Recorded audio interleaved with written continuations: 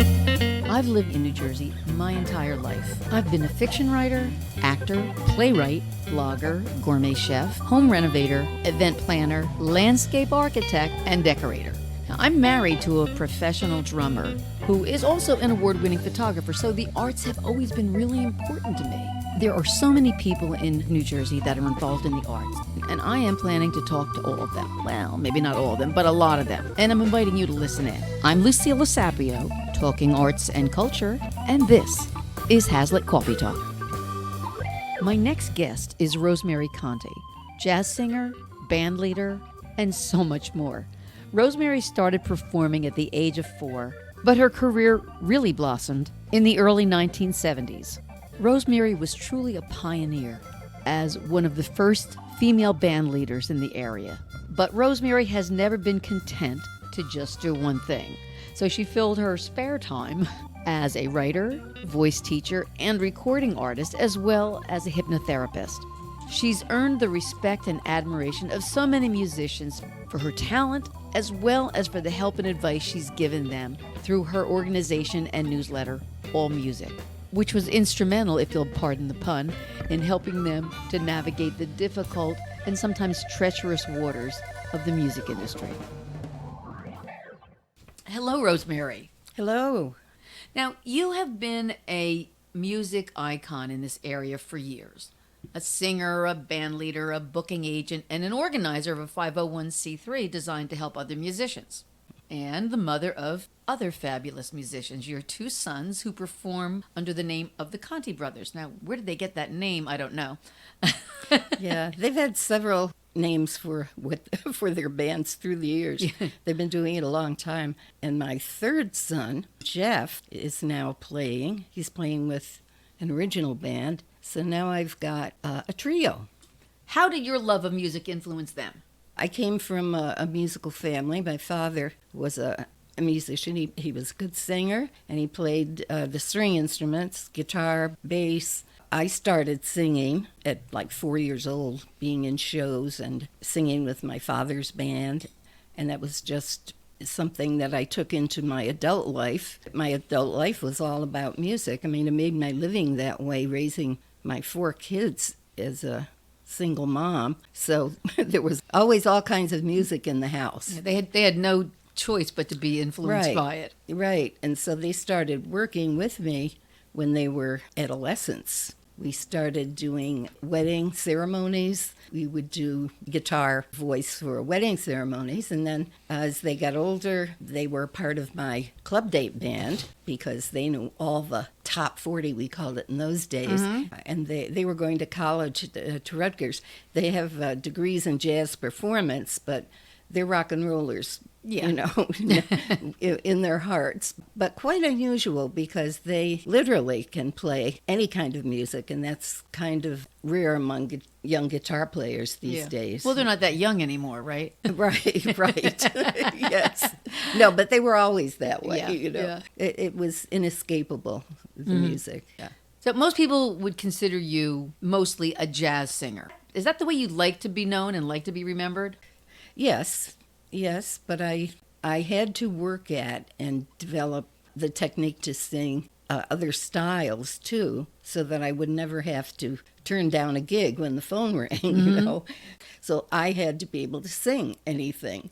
And so they helped me learn, and I helped them learn things. Mm-hmm. So while they were learning jazz and standards of the Great American Songbook from working with me, I was learning pop and soft rock.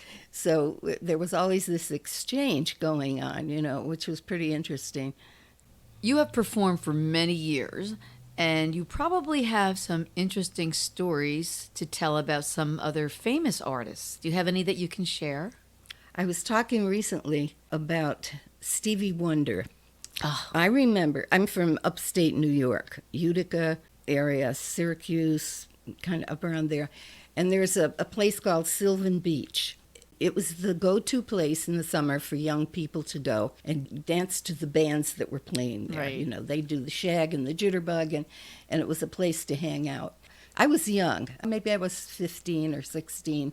I remember being there with my family. They would have tents set up along the beach. They didn't really have a boardwalk. And I walked by a tent, and there was a big banner in front of the tent that said, Little Stevie Wonder. Mm-hmm. A lot of people don't know that was the original name he performed under. Yeah.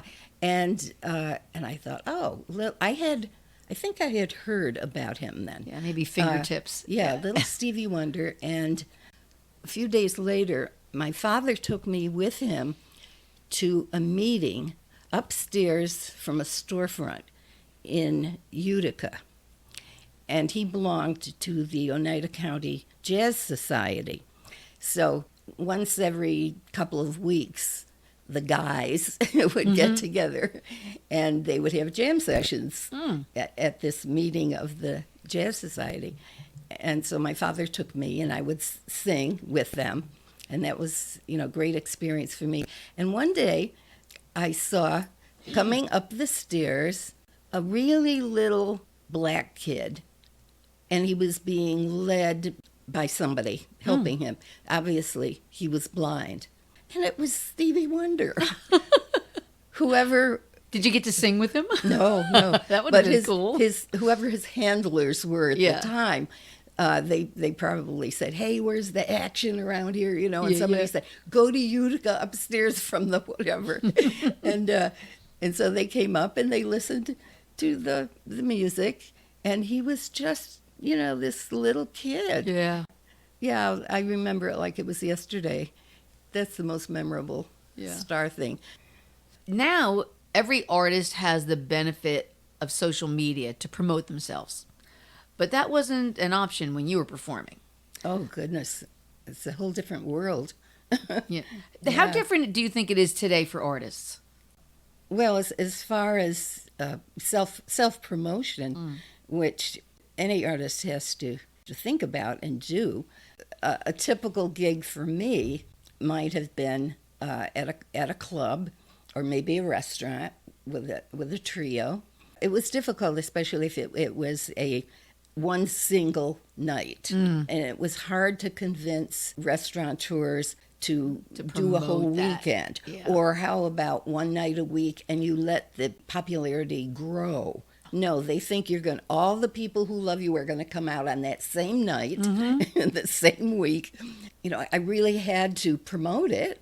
I would make up announcements and I would address them by hand and I would send them, paying a lot of postage, to all the people on my mailing list. And then when I got paid for the night, there was zero. Yeah, I was going to say zero. It might pay for the postage, maybe. Yeah. And it was expensive to promote yourself. Yeah. And very time consuming. So artists today have social media to promote themselves. Yeah, it's easy. But in some ways it might make it harder for them.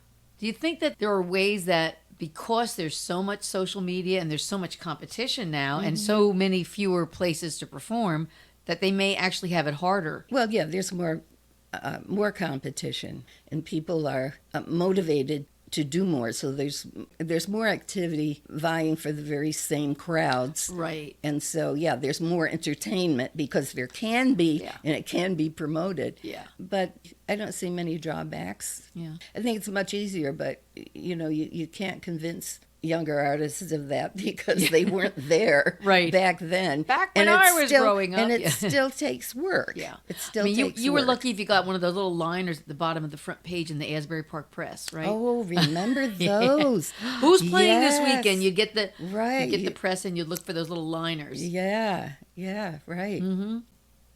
I know musicians who have gone to Berklee School of Music and have been very successful. But how much value does a degree in music or music theory have for an artist today? It depends on the kind of career that one wants. If you're going to be a musician, you should learn about music.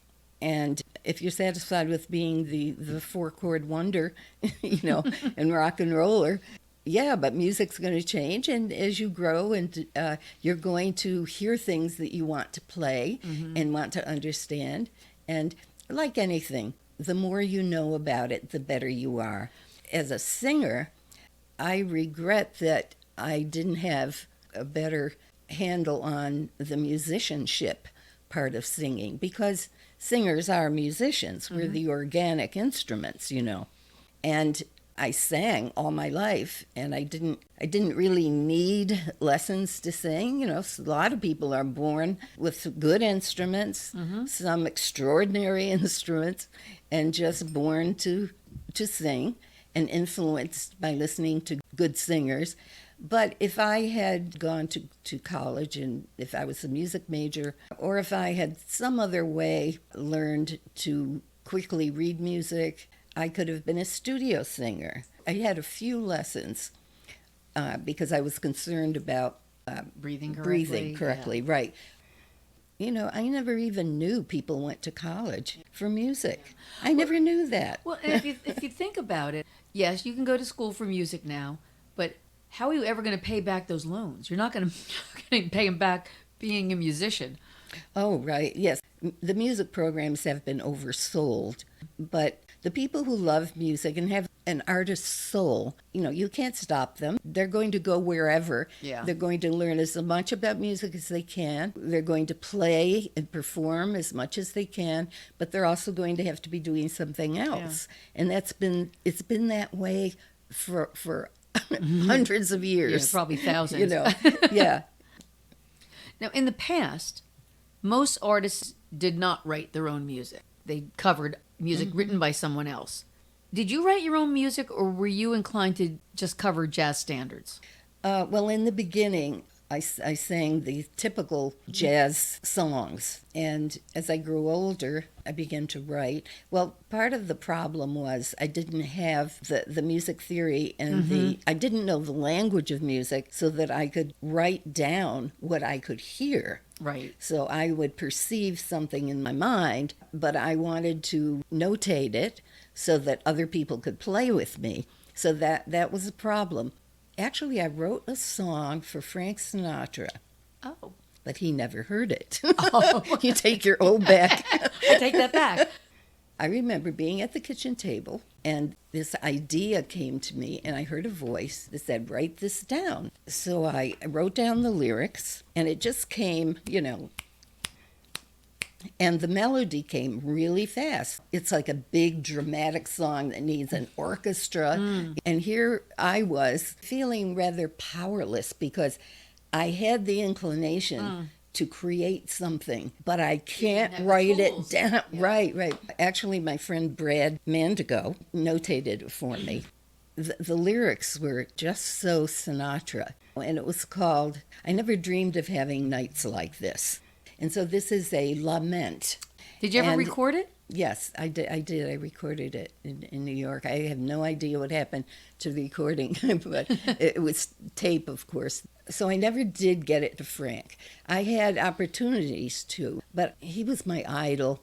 And I heard so many stories about him. I mean, from people who really knew him. And I thought, if I said this to Frank, or if I take so-and-so up on the opportunity to meet him, I'm afraid he's going to look at me and say, get lost. He might really disappoint you. Right, yeah. I never wanted to meet him.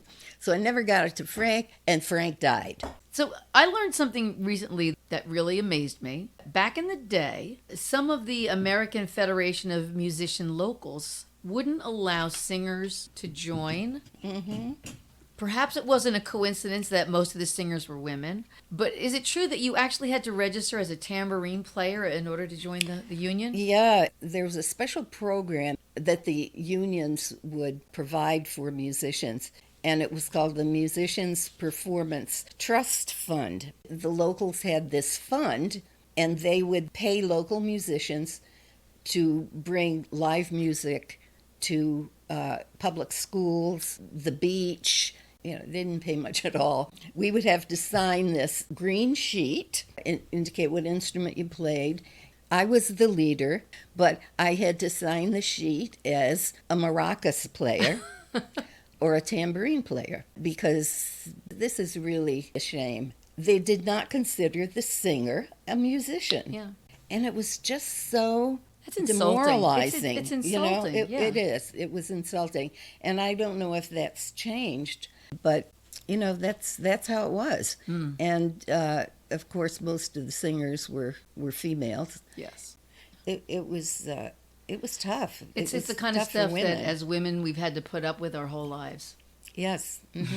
That was during the same period that I was publishing the All Music magazine that was a companion to the All Music organization that was helping musicians, helping them personally, professionally. The two locals that I belonged to, rather than supporting me and helping me, they were suspicious of me. They thought I was publishing this magazine and doing all this work to make money off of musicians. Yeah, that's so funny. Actually, make money off of musicians. Right. Actually, I was doing gigs and paying my money to publish the magazine. Yeah. There was a lot of animosity. They didn't trust me. They thought I was taking advantage of the musicians. And my mailing list for this organization was probably, a couple thousand in the tri-state area. So somebody told the president of 802 in New York about Rosemary Conti. She's creating this competing organization, a competing union for musicians. They were afraid of the competition. Oh, right. So I got a phone call from the president of local 802, and he wanted me to come into New York to the office and see me. And he offered me a job. I guess he figured, if she's competing, why not offer her a job? That's what you do. And I said, no thanks. I'm more helpful to musicians with my organization and the magazine, with what I'm doing. It was an interesting time in my life where I needed support, and it wasn't there. So I've always had to grow my own support within myself and not look to anybody else to provide it, Now, in addition to your musical talents, you have also worked with contestants in the Miss New Jersey competition. Well, what I remember most about that was working with the producer who hired me. And he said to me, boy, you do a lot of different things. Too bad you were born female, he said. If you were a guy, people would call you a Renaissance man. And I never forgot that. But did you face was there a lot of sexual harassment? We're talking a lot of years ago, and I didn't think so then, and yes, there was a lot of teasing. I remember one used to corner me in the coat room, tease me and tell me suggestive things. You put up with it all. That's always been around, and it's always been tolerated. If I couldn't do a gig, I would refer somebody, and the first thing they would ask is, what's she look like? It doesn't matter how she sings, but what does she look like? I never had anybody force themselves on me physically. Now, isn't it sad that that's like, oh, nobody forced themselves on me? That was a success. Not like they treated me with respect. They acted like I was their equal. No, they didn't rape me, so things were pretty good. Yeah. What's your advice on karaoke? You have to be aware of what key you sing a song in. Yeah. If you would find out what key is most comfortable for you, and you can tell the DJ, you can get it to the right key. Right. Once in the right key, you would sound like a great singer. Yeah. So I've had karaoke singers come to me and for coaching. I will help them find what key is good for them. See, and that's what I can't figure out, what my key is. I don't have perfect pitch, but if I had perfect pitch, I could just tell you what key you're in by telling you, sing this for me right now. I'll tell you what key you're in. Yeah. No, otherwise I would need the keyboard. Yeah. And I'm going to come over someday and you're going to do that for me. Now, you mentioned perfect pitch, and I'm always confused about what that means. Does that mean you can hit exact notes, or does that mean you can hear the notes? Perfect pitch is an interesting phenomena. I don't know how to explain it. It's this very special gift that some people are born with, where they can just pick a note out of the air. I had a kid, Jimmy Lorowski. He had perfect pitch. It's a little kid. I would love it when he would come in for his voice lesson, because I would play a chord and he could tell me every note in the chord. Wow. Oh, he'd say, oh, that's a C, and that's a F, and that's a G, and that's a 7. He could name all the notes in the chord, just picking them out of the air. And then I would say, sing me a B flat. And he would sing it. So it's kind of like both ends of it, like hearing and reproducing. But I learned that from people who have perfect pitch, that it's painful to play on an out-of-tune piano. I would think someone that has perfect pitch would definitely have to stay out of a karaoke bar. So this is my last question. What do you want your epitaph to be? If I was a blues singer, my epitaph might be, I didn't wake up this morning. But you're a jazz singer. Yeah, that you got to think a little about that one. Yeah. No, okay, seriously, how about Renaissance Woman? Okay, perfect. Thanks so much for coming today, Rosemary. Thank you. I love the arts and I love to talk, and that's why I'm talking to local artists. And if you like listening, then subscribe to my podcast. You can do it on this page, on iTunes, or anywhere you get podcasts. I'm Lucilla Sapio, and this is Hazlitt Coffee Talk.